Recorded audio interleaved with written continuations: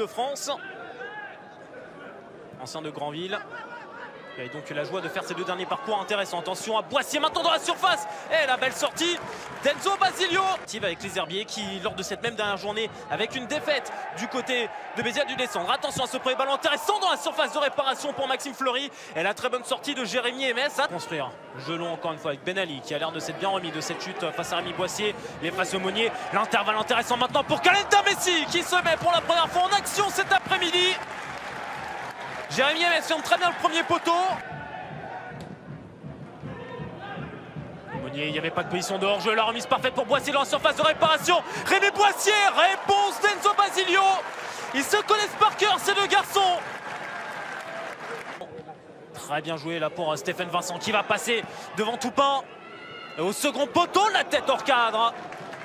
Finalement, Damza Achidi, joueur compris, intendant concarnois compris, qui raccompagne Eddie Rosier. La petite tape amicale aussi de Guillaume Lyonnais pour son collègue.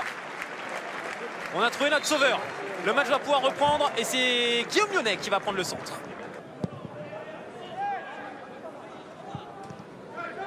Ah, la bonne remise de la part de Soro. Stéphane Vincent. Ah, il va éviter le tacle de Maxime Toupin. L'intervalle, Boissier face à Passion. Le duel numéro 3 est remporté par Rémi Boissier. Deuxième but de la saison. Mais dans sa carrière, c'est un joueur qui a toujours été décisif.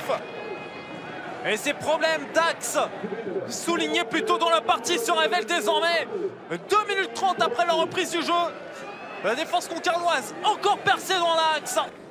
Mais bon sursaut tout de même. Avec Fleury. Son premier poteau de Fleury, c'est finalement Young qui va pouvoir frapper, la main est réclamée. Derrière, l'arrêt de Jérémy Aimès une fois, mais pas deux fois, puisqu'il y a ce raté de Kalenta Messi. Young aussi pour avoir un petit peu plus d'espace pour Maxime Fleury et piquer le ballon par-dessus la défense. Young servi dans la surface de réparation, le ballon piqué qui va finir dedans, deuxième but depuis le début de saison pour Andrew Young. Et celui-ci aussi va compter, comme contre Dunkerque.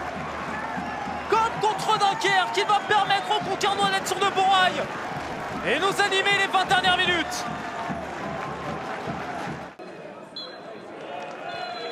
Ils pourront avoir des regrets, en tout cas les joueurs de Richard Désiré cet après-midi. Ils avaient ouvert le score pour la première fois de la saison grâce à Rémi Boissier, mais sont contraints de concéder le point de match nul suite à l'égalisation d'Andrew Young. Un but partout entre Concarneau et Le Mans.